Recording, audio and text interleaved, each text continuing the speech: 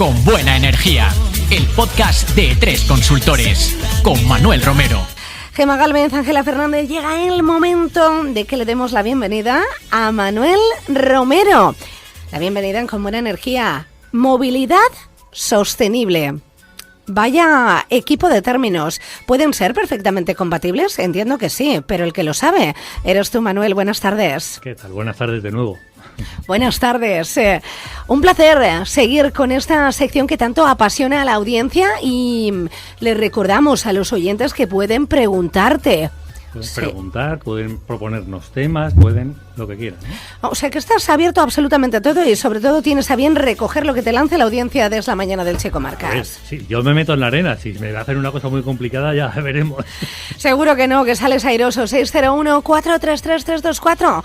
Bueno, pues Manuel Romero, no sé si recoges lo que estaba diciendo de que se puede compatibilizar esta ecuación de términos, movilidad y sostenible. Y hoy, en la actualidad, quizá más que nunca, por las nuevas formas de movilidad. A ver, yo creo que sí, y tenemos que hacerlo.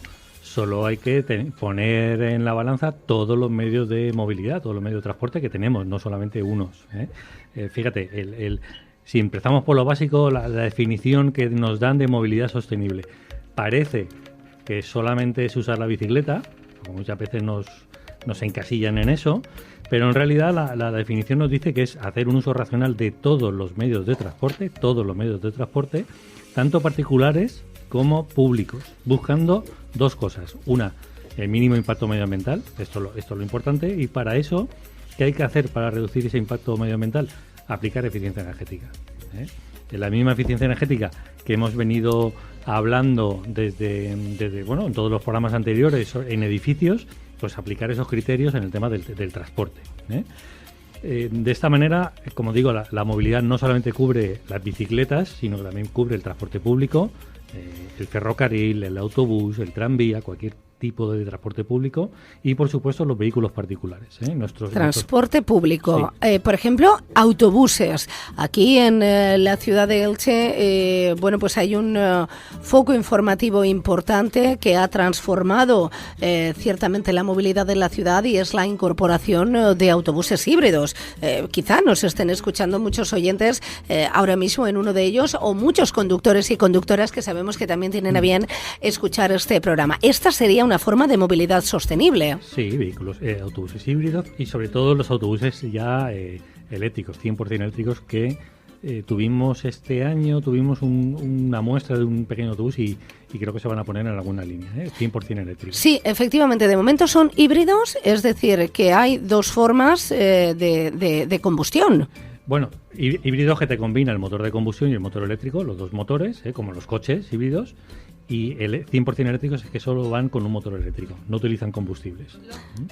Los próximos autobuses en incorporarse con los últimos fondos EDUSI que se promocionaron o que al menos se publicitaron, iban a ser para 36 autobuses eléctricos, si no recuerdo mal. Sí, pero eso no lo ponen como una novedad, pero en realidad esto no es así. En China hay muchas ciudades que todos los autobuses desde hace muchos años son 100% eléctricos. Sí, nos acercamos un poquito mejor más al micrófono. Sí. Manuel, efectivamente que no perdemos, como se dice cotidianamente, no queremos perder comba de todo lo que estás diciendo. Fijaros que por volver con el tema de la definición, está en desarrollo la Ley de Movilidad Sostenible a nivel nacional, que está pasando varios trámites para llevarla al Congreso y que se apruebe, y esta ley trata la movilidad como un derecho social.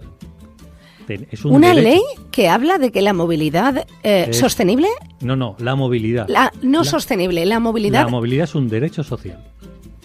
Esto no sé por qué me ha activado claro.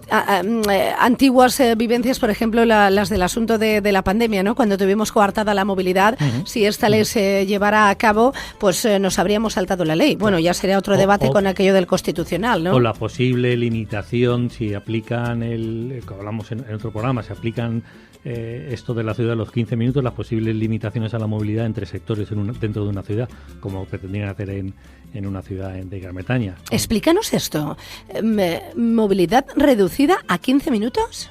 Sí, a ver, la ciudad de los 15 minutos es una ciudad en la que desde tu casa a solo 15 minutos tienes todo, los servicios, donde trabajas, donde estudias, tienes absolutamente todo. A ver, el concepto está bien, como ya a mí, dicho así, la verdad, o sea, me parece que es calidad de vida. Elche y muchos municipios crevillentes, Santa Pola, municipios de la Vega Baja podrían tener este concepto de 15 minutos. Te lo digo por aquello de la calidad de vida. Sí, lo que pasa es que en Elche tenemos un diseminador tremendo, en el Camp de claro, las pedanías y todo. Sin contar el campo, solamente circunscribiéndonos, y entonces no sería Elche, porque Elche es el casco urbano y sus pedanías, es decir, todo el municipio, entonces, toda la razón. En un municipio tan disperso como el nuestro, eso es difícil de aplicar. El problema viene cuando aplican estos conceptos y de alguna forma lo utilizan políticamente para limitar el paso de una zona a otra. Entonces, si haces eso, estás en contra de este derecho social que es la movilidad.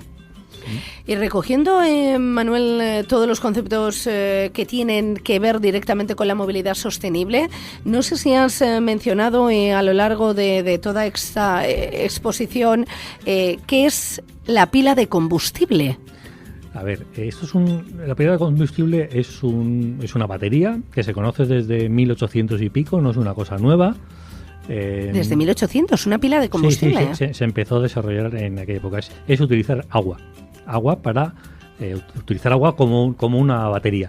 El agua todos sabemos que tiene dos moléculas, H2O, ¿no? El hidrógeno y el oxígeno. Entonces lo que se hace es la electrolisis. En un depósito tú metes el ánodo y el cátodo y haces pasar electricidad por ese depósito, y lo que hace la molécula del agua es separarse. Entonces tú te llevas el hidrógeno a un depósito y el oxígeno a otro depósito, y esa es tu acumulación.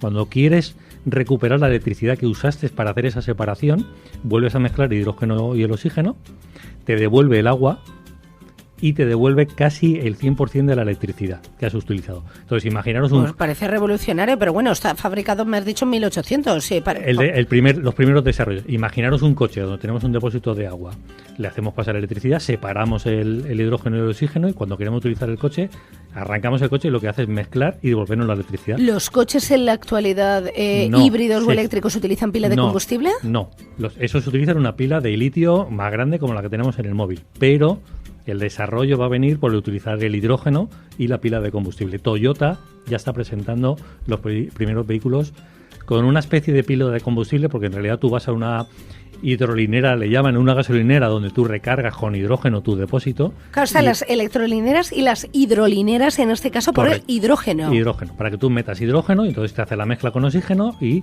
te devuelve electricidad, y por el tubo de escape, que no es un tubo de escape, pero por el tubo de escape solo sale agua.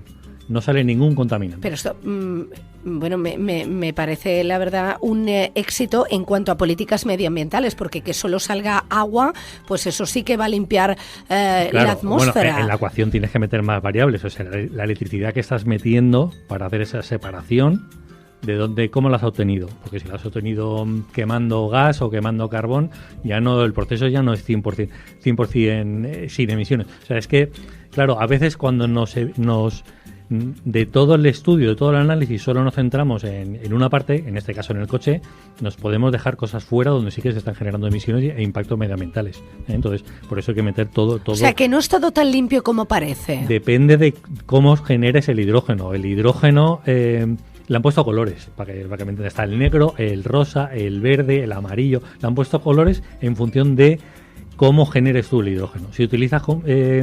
Sí, esto está así. Esto es un mundo. Esto es un mundo. Y sobre todo es un mundo... Le han puesto colores al igual que, por ejemplo, las etiquetas en los vehículos que te dejan acceder o no en algunas zonas concretas, por ejemplo, Madrid Central. Si tú has utilizado combustibles fósiles para generar ese hidrógeno, es hidrógeno negro.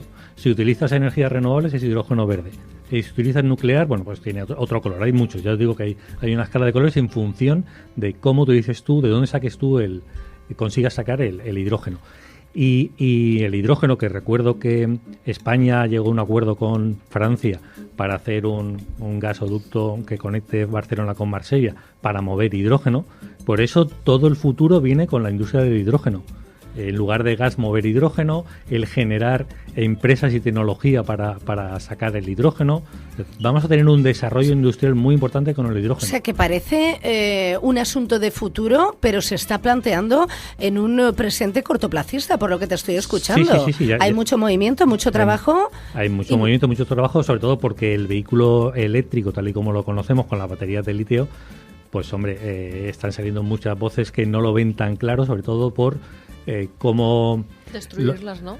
Sí, cómo haces el reciclado del vehículo, los componentes de la batería, cómo los extraes, que muchos vienen de África, o sea, en España tenemos zonas en Galicia... Como el coltan para hacer los teléfonos móviles. Correcto. En España y en algunas zonas de España tenemos algunos sitios que podríamos extraer el litio, que serían importantes, pero eso lo que hacemos es que no venga de África con todos los problemas que hay en África.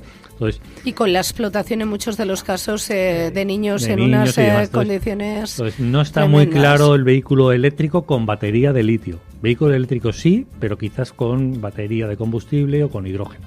O sea que se le podría dar una vuelta de tuerca a cómo tenemos concebidos actualmente la forma en la que funcionan los coches eléctricos. Correcto. En la actualidad, quien tiene un coche eléctrico lleva batería de litio. Sí. Y esto, en un medio corto plazo, por lo que te estoy entendiendo, Manuel, podría dar un cambio incorporando baterías de hidrógeno para así que adoptar políticas que sean más eficientes y más medioambientales. Exacto. Manuel, no sé si estoy en lo cierto o estoy equivocada. ¿Hay coches de gasolina que se pueden convertir a hidrógeno? A convertir a hidrógeno no estoy seguro, a gas natural sí, o a gas GLP, natural sería. a GLP, a butano, propano sí. confundida. A ver, en muchas ciudades después de la Guerra Civil en España, muchos taxistas los cambiaron si es que no es nuevo, muchos taxistas en Madrid y en Barcelona cambiaron sus coches a butano y utilizaban bombonas de butano en aquella época. Sí, se puede hacer ese cambio. Pero no estamos haciendo un cambio a un medio de transporte menos contaminante, porque al final es un combustible fósil, el GLP, el butano propano o el gas natural. Pues hablando de combustión, la nuestra particular está en el WhatsApp, que es lo que nos hace funcionar divinamente. 601-433-324.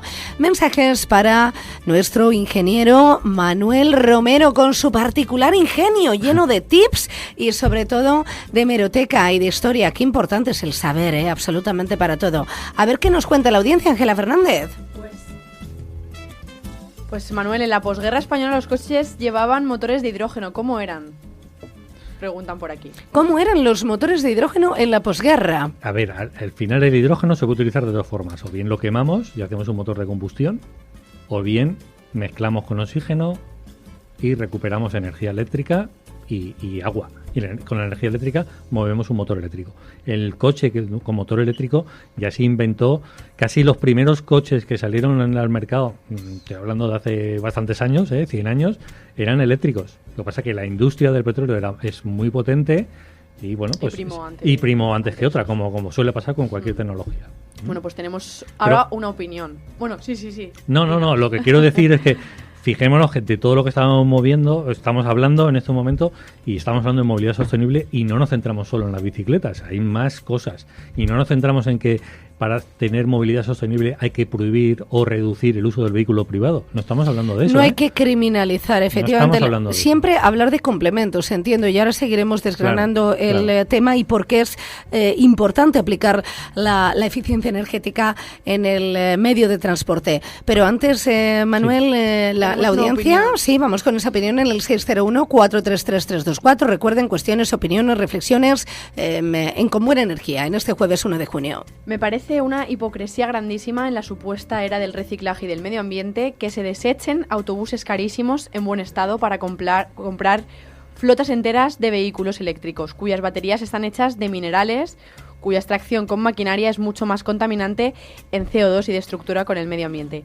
Pues las minas arrasan con todo bicho viviente y siendo unos vehículos cuya vida seguramente sea mucho más corta que los de combustión, generando de esta manera más residuos. Bájense del barco del engaño y de la manipulación, todo intereses económicos. Un saludo. Oye, pues qué interesante reflexión, no sé si estás de acuerdo, Manuel Romero, pero ha dejado distintas pinceladas, no sé, por ejemplo, qué pasa con todos esos componentes altamente tóxicos con los que se han fabricado flotas y flotas de autobuses, millares de autobuses que han quedado pues en plantas de reciclaje, que espero que sean plantas de reciclaje adecuadas para continuar con las políticas medioambientales. Estoy en gran parte de acuerdo con lo que ha dicho este oyente, con matices. Por ejemplo, el tema de la minería, no creo que todas las minas sean tan malas como lo están diciendo. Ese es uno de los criterios que han seguido a nivel español con la ley de cambio climático para prohibir que en España, que tenemos ciertas zonas con recursos muy interesantes, por ejemplo uranio en la zona de Salamanca, y podríamos ser autosuficientes en uranio para la energía nuclear, España. De hecho, recientemente ha salido un estudio hablando de este tema. No tendríamos que importar el uranio de zonas de África y demás, sino seríamos autosuficientes en eso, con lo importante que es eso. Cuando un 20% de la energía eléctrica española viene de la nuclear y del uranio, si tú, una empresa... Y que es energía limpia, si no hay una fuga. Sí, a nivel de CO2 y de ese tipo de emisiones es cero. Sí. Si tú, la industria minera, lleva a cabo sus extracciones y su actividad cumpliendo la normativa europea, cumpliendo las demás cosas y tiene todos los aspectos que tiene que tener, no tiene por qué ser una industria tan sumamente agresiva. Es verdad que si nos la llevamos a África, donde no hay ningún tipo de regulación, donde en algunos sitios se emplean a niños para hacer las extracciones y demás, pues es verdad que se está generando lo que este oyente estaba diciendo. Bueno, pues pueden seguir ustedes diciendo, reflexionando y preguntando, y enseguida continuamos desgranando este tema tan interesante, Manuel, que como ves y como escuchas, genera mucha curiosidad en nuestra audiencia y están muy pendientes. No sé si hay algún oyente que te quiere lanzar lo que es una nota de voz, Ángela. Vamos a ello. Esto es un mundo. ¡Qué tema más apasionante! No me quiero ir de este mundo sin verlo. Bueno, pues un tema apasionante, que duda cabe, y no se irá sin verlo porque estamos hablando de lo que va a ser el corto medio plazo en las nuevas políticas de movilidad sostenible. Hace 30 años me vino un taxista desde Sevilla a Villena y volvió con el coche con botellas de butano. Lo que estabas comentando, que a mí me ha llamado la atención, yo no había reparado en ese dato, yo lo desconocía, la verdad. Yo también lo desconocía, totalmente. Sí. Pero buscar la hemeroteca después de la coches guerra. Coches que funcionaban con bombonas de butano. Esto era una realidad después de la guerra civil. Contemporánea. Sí, taxistas. Fijaos, pues más de un taxista que nos escucháis centenares también estará diciendo, pues yo fue uno de los que hice ese tipo de transporte. Sí, Ángela. Pues bueno, también tenemos bajo tierra en España petróleo y gas para dar y vender. ¿Por qué no lo usamos? Sí, es verdad que en la zona de Burgos hay alguna extracción que en la época de Franco dijo que íbamos a tener aquí un super yacimiento. No está muy claro que esas reservas que hay ahí sean muy importantes, pero... A ver, todo depende, al final el petróleo no se acaba en el mundo. Todo depende del coste de extracción. Si sube mucho el precio del petróleo a nivel mundial, por las condiciones, y eso hace que sea rentable hacer esa extracción, pues en ese momento lo extraes. Es verdad que el de Burgos, creo que es la zona de Burgos, no hay tanto allí y no es tan barato sacarlo. Y gas sí que es verdad. Si es que, a ver, desde la época de los romanos, la península ibérica se hacía... Los romanos la explotaron de forma con los minerales, el oro, la plata, el plomo, se explotaron desde aquella época. La península ibérica es y ha sido muy rica en recursos minerales.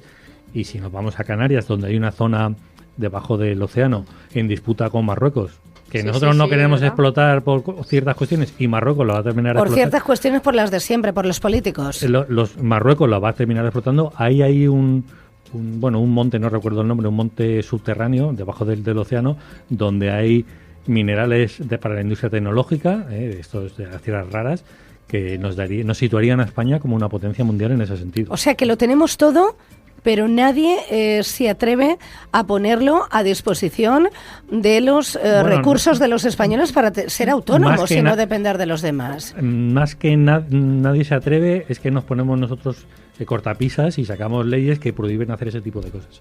Sí, bueno, muchas veces sacamos leyes que son un auténtico disparates, y otras cosas que serían más interesantes llevar a cabo se quedan en los cajones o en los tinteros, emborronando. Un poco de hipocresía a veces, ¿no? Que no queremos aquí, pero nos lo llevamos a África. Un poco de hipocresía. Pues sí, efectivamente. Manuel Romero, sabes que siempre nos gusta conocer datos.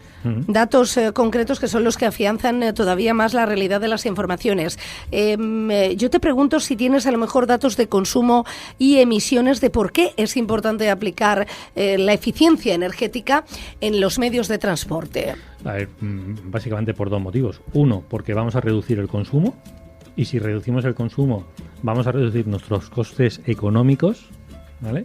Y entonces... tanto a nivel es importante, es interesante tanto a nivel particular como a nivel de una empresa, de un autónomo o de un comercio. Pero si tenemos una empresa, una actividad empresarial que tiene un alto coste en los medios de transporte, porque tiene camiones, una flota importante. Todo lo que sea reducir sus costes económicos por el transporte le va a ir a su cuenta de explotación económica de la actividad, con lo cual ese es el primer motivo, un tema de reducir costes económicos. Y el otro es una cuestión de reducir emisiones y contaminación, con lo cual todos sabemos que tenemos un problema de contaminación y que tenemos que en algunos sitios esto es grave, con lo cual todo lo que sea tomar medidas para reducir esa contaminación, pues bienvenido sea, ¿eh? Si nos vamos a los datos, que es lo que me estabas preguntando, y me centro en nuestro municipio, en el municipio de Elche, cogemos datos publicados por el ayuntamiento dentro de lo que se conoce como Pacto de las Alcaldías, con los últimos datos de consumos y emisiones por sectores que publicó con datos de 2015, nos vamos a que el 86% de las emisiones, se generan por el transporte privado y comercial. El transporte público, autobuses, la flota de vehículos del ayuntamiento y demás, el transporte público solo representa el 0,4%. Solo. ¿En la actualidad? En 2015, sí, pero más o menos va a ser en la actualidad. Si nos vamos a datos de consumo, que este informe recoge lo que es el ayuntamiento, consumos del ayuntamiento, toda la parte de edificios de uso residencial, vivienda y todo lo que se diga sector terciario. Que dejamos fuera la industria. Es que estos datos acaban refrendando lo que aquí hemos dicho tantas veces, que hay muchísima gente que tiene que utilizar el vehículo sí o sí, claro, para moverse. Claro. Fijaos en los datos que son incontestables. Un 86% de las emisiones que se hacen a través del vehículo propio. Y comercial. Y un pírrico no llega ni a un 0,5%, ¿no? Un 0,4%. Claro. Entonces, esto es normal en ciudades del tamaño como Elche, ciudades medianas o ciudades grandes. Si nos vamos a municipios más pequeños, lo que nos vamos a encontrar es que el que más peso tiene son los edificios. Se cambia de edificios a lo que es el transporte. Con lo cual, no es descabellado que en Elche el grosso del consumo de emisiones esté en el tema del transporte. Por eso tenemos que actuar en el transporte. Hablando de actuar, actúan ustedes siempre con buen criterio en elegir la vía del WhatsApp 601-433-324 para seguir reflexionando y lanzando cuestiones y preguntas al ingeniero Manuel Romero con E3 Consultores y con buena energía. Pues según previsiones catastróficas de hace años, Gran Playa de Santa Pola ya tendría que ser como Venecia. Esto en relación a lo que hemos estado hablando antes de Nueva York, Bueno, yo os digo que a mí me gusta, lo he comentado antes, a mí me gusta leer de todo tipo, artículos de todo tipo, libros de todo tipo, quiero decir con de una parte y de otra parte, ¿no? Para quedarme un poco en medio. Últimamente estoy leyendo un libro pues escrito por unos catedráticos de la Universidad de Zaragoza, científicos, que solamente con datos cuestionan, no voy a decir que anulan, pero cuestionan la teoría y el catastrofismo del tema del cambio climático. A nivel de esto de subir del nivel de los mares y del océano, lo cuestionan bastante, principalmente porque, según la teoría del cambio climático, se debe a que los polos, el Antártico y el Ártico se descongelan y bueno, pues con datos dicen que el Ártico, el hielo está creciendo. En uno de los dos el hielo está creciendo, la masa de hielo está creciendo en la actualidad. En uno merma y en otro crece. Con lo cual no está del todo claro que eso sea así. Con datos, y esta gente lo está haciendo con datos. Esta pregunta iba relacionada efectivamente en torno a otro de los asuntos del día por el que preguntábamos a Manuel Romero como ingeniero sobre esa información que dice que Nueva York se está hundiendo y más concretamente la isla de Manhattan. Volviendo a la movilidad sostenible, Manuel Romero, nos gustaría, como cada jueves en Con Buena Energía, conocer consejos, conocer, por supuesto, esos tips, en este caso para ahorrar en combustible y en emisiones. A ver, seguro que el más gordo que todo el mundo va a pensar es decir, tengo que cambiar de coche. Pues no hay que empezar por cambiar nuestros vehículos. Nosotros, cuando hacemos los planes de reducción para las empresas, planes de reducción de emisiones para las empresas, siempre empezamos por una medida básica que consideramos como básica, que es formación. Hay que formar a la gente en hábitos de conducción eficiente, que se llaman. Son cursos que da el RAC y que dan muchas empresas de conducción eficiente. Según datos del IDAE, Instituto de Diversificación y Ahorro de Energía de España, hacer este tipo de conducción eficiente nos ayudaría a reducir el consumo y por tanto las emisiones en un 10%, solamente llevando una serie de criterios. Por ejemplo, si vamos en autovía, ya sabemos todos que más de 120 no podemos ir, pero eso no es la realidad. Podemos rebasar en 20, por lo menos para adelantar, ¿no? Bueno, pues todo lo demás estaría fuera de la ley, supuestamente. Supuestamente, pero ya sabemos que a 120 no vamos siempre. Pasar de 120 a 140 tenemos que tener en la cabeza que se incrementa el consumo en un 30%. Simplemente de pasar de 120 a 140. El evitar, por ejemplo, acelerones, el pegar acelerones cuando hacemos los cambios de marcha. El intentar, en la medida de lo posible, intentar llegar cuanto antes a marchas largas en el coche. Eso nos va a hacer reducir consumo. Pues ese tipo de cosas son las que se ven en estos cursos de conducción eficiente. Marchas cortas, usar marchas largas, quien Claro. no lleve coche automático, evidentemente, Claro. evitar acelerones y frenazos. Eso es. Todo esto nos va a llevar, según como digo, con datos del IDAE, a reducir ese consumo y esas emisiones en un 10%, solamente haciendo estos cursitos. Si tenemos una flota importante de vehículos, estoy pensando en una empresa que tiene, los comerciales tienen su coche, el transporte, una flota importante de vehículos, podemos intentar utilizar lo que se llaman biodiesel o el bioetanol en la parte de gasolina.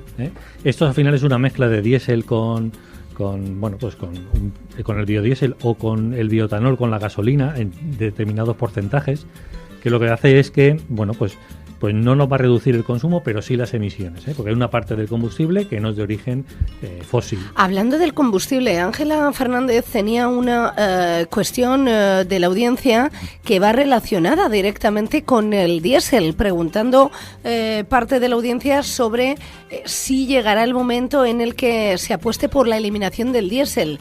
Todo esto nos lleva a pensar aquellas informaciones que apuntaban a que había que acabar con el parque móvil de coches diésel porque eran ultracontaminantes, y luego resulta que plantearon el tema totalmente a la inversa y que no eran tan malos como decían al principio. Bueno, es verdad que tenemos como objetivo la Comisión Europea, ya lo he dicho, aunque Alemania e Italia se están un poco intentando frenar el asunto, pero ellos han dicho que el límite es 2035. 2035, motores de combustión fuera. No se van a poder vender. Pero ni gasolina ni diésel. Motores de combustión ni no gasolina se van a poder ni diésel. vender. La cosa es que tengamos un coche ya en propiedad, pero no podremos comprar a partir de esa fecha un coche Los de concesionarios ya no tendrán coches ni de gasolina ni de diésel. Claro, serán híbridos o 100% eléctricos ya en 2035. ¿Tendremos algún inconveniente en los que tengamos coches de gasolina? Sí, y es probable que se inventen algún tipo de impuesto a la contaminación o que nos limiten el acceso a determinadas zonas. Es posible que aparezcan ese tipo de cuestiones. Bueno, pues hablando de cuestiones, ¿cuál nos queda? Manuel Romero, y vamos finalizando con buena energía en este jueves, pero no sin antes seguir recogiendo la voz o la escritura a través de los WhatsApps de nuestros oyentes. 601-433-324. En este caso, Ángela Fernández, nota de voz. Vamos. Pues escuchamos.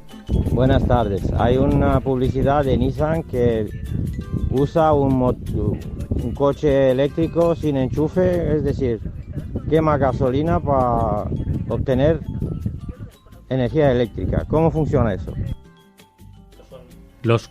Dentro de los coches híbridos que tienen dos motores, el motor de combustión y el motor eléctrico, dentro de los coches híbridos están los enchufables y los no enchufables.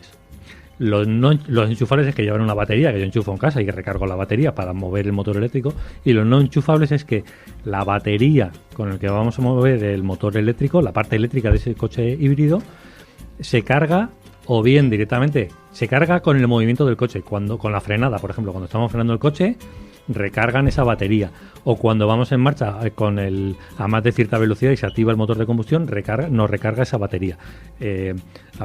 Esto no es nuevo. Esto sí que es eficiente, ¿no? Sí, lo que pasa es que... será muy poquito. Es para pocos kilómetros el motor de eléctrico porque la batería es pequeña, es para bajas velocidades, eso es más para moverte dentro de la ciudad. Fuera de la ciudad, cuando ya subes velocidad, vas a irte activa el motor de combustión. Pero esto de la recarga la recarga de la batería con la frenada, esto ya lo hacen los ferrocarriles, ¿eh? Los ferrocarriles eléctricos recuperan muchas veces con la frenada, recuperan energía eléctrica. Qué interesante siempre, Manuel, todo lo que nos cuentas, de verdad. Y así está la audiencia que continúa lanzándote mensajes. Vamos acabando ya con este por último. hoy, pero volverá, como no, como cada jueves o Cada jueves de forma quincenal vuelve con buena energía Manuel Romero. Y luego no te vas a ir sin que me digas y me confirmes si el tram es una de las mejores formas de movilidad sostenible y si sería interesante incorporarlo como apuntan algunas de las fuerzas políticas que van a llegar a la Comunidad Valenciana y al Consistorio como una nueva forma de movilidad. Ahora nos contestas a estos, pero primero ustedes, el público. Pues penúltima, ¿no? Pregunta. Tú como las copas, la penúltima y nos vamos. La penúltima y nos vamos. Por si acaso. Bueno, ¿tanto avance tecnológico nos llevará a la ruina? Buena pregunta.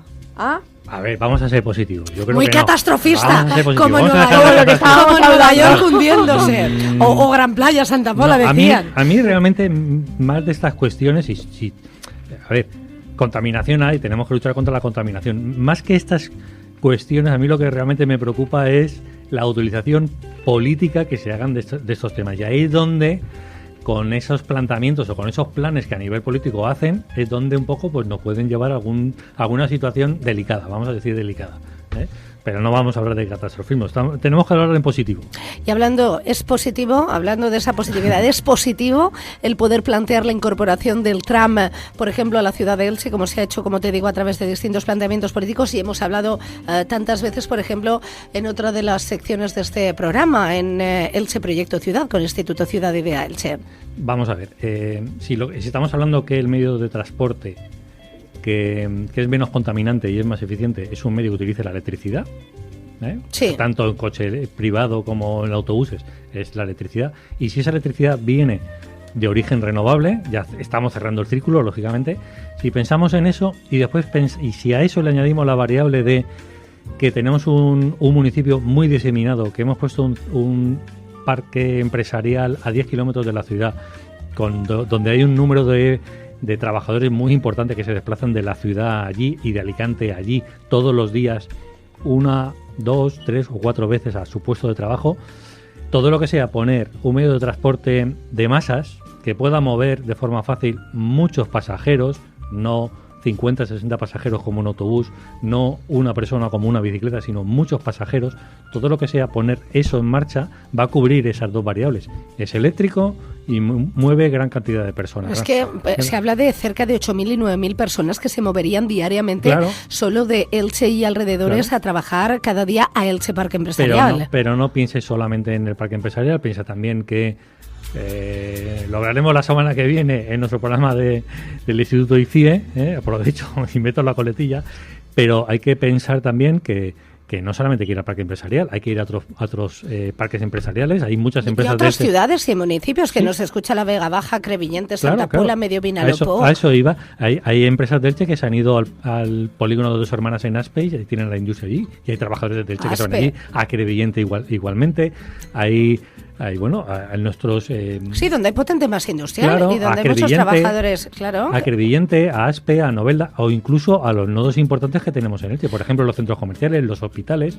Entonces, todo lo que sea bascular ese tipo de transporte, pues oye, es más eficiente, es menos contaminante, bueno, pues tiene pues muchas cosas positivas que yo creo que tenemos que lanzar por ahí, y sobre todo porque uno cuando sale del pueblo, se va a otras ciudades y se encuentra que pasando al lado de una catedral pasa el tranvía por una calle peatonal con toda la gente andando y el tranvía tranquilamente pasa y no hay ningún problema. Estoy hablando en este caso de Sevilla. Al contrario, quita problemas, favorece la movilidad, claro, de todas las personas. Estoy hablando de Sevilla o Vitoria, o vemos que en la prensa sale que Tarragona va a hacer un tranvía de aquí a 2026. De aquí a 2026 va a hacer un tranvía en paralelo a la red de cercanías que le una con Cambrils y con, bueno, el otro municipio que también es importante en la zona, con una población similar a la nuestra. Pues claro, ¿por qué Elche no puede tener Continuaremos intentando desgranar esta cuestión de por qué Elche no puede tenerlo, Elche y sus áreas metropolitanas, el próximo viernes con Elche Proyecto Ciudad. Terminamos por hoy con las cuestiones con buena energía, porque tenemos que proseguir el programa. Ángela Fernández, ¿escuchamos o leemos? Hola amigos de Elche, mira, os llamo de Torrevieja.